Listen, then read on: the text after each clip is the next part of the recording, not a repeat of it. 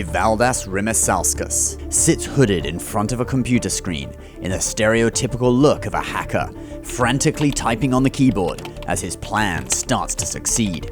He is stealing millions of dollars from the US's biggest tech companies.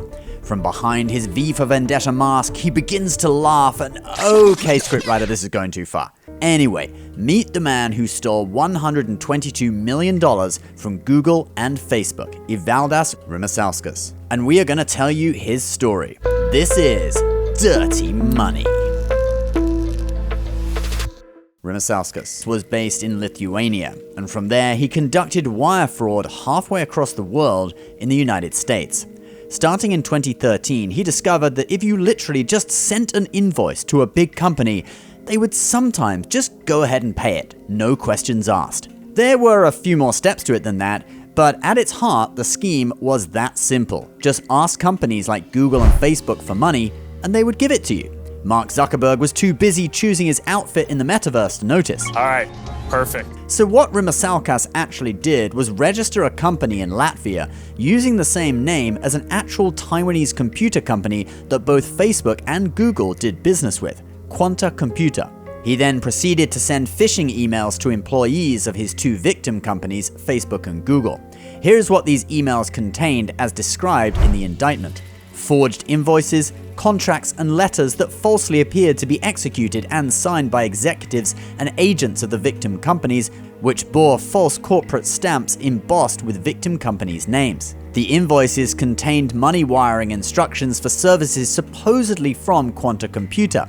They were sent to employees who regularly conducted multi-million-dollar transactions between the victim companies and Quanta. And since the bank account was in fact in the name of Quanta Computer, it looked very convincing. But it was the Quanta Computer in Latvia, not the real one in Taiwan. After some of these invoices were successful and got paid, Rimasaulkas wired the money on to accounts in Latvia, Cyprus, Slovakia, Lithuania, Hungary, and Hong Kong. By 2015, this stolen money had added up to $122 million, $99 million from Facebook and $23 million from Google. Mark Zuckerberg was still busy in the metaverse. Classic look. All right. Nice. Oh, nice choice, Mark. Ready to shred. So it was Google that discovered the scheme and alerted authorities. In 2017, Rimasaulkas was extradited from Lithuania to face charges in the US. Rimasaulkas, according to his lawyer, was, quote, far from a major actor in this matter, and apparently didn't even know the other actors involved, even though they were supposedly directing him to open bank accounts, send emails, etc. But in the end, it seemed Rimasaulkas did know what was going on and was still in possession of a large amount of the stolen money himself. He'd probably been living the good life until the feds came knocking. He agreed to a plea deal where he pled guilty on just one charge of wire fraud, and as part of that deal, he agreed to forfeit over $49 million and pay restitution of $26 million. He could have been sentenced to up to 30 years in prison, but in the end, the judge gave him just 5 years.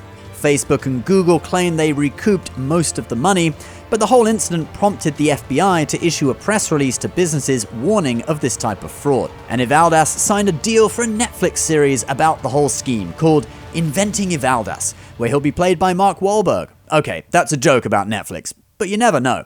You've been watching Dirty Money. Please subscribe for more videos every Monday and Thursday. We'll see you next time.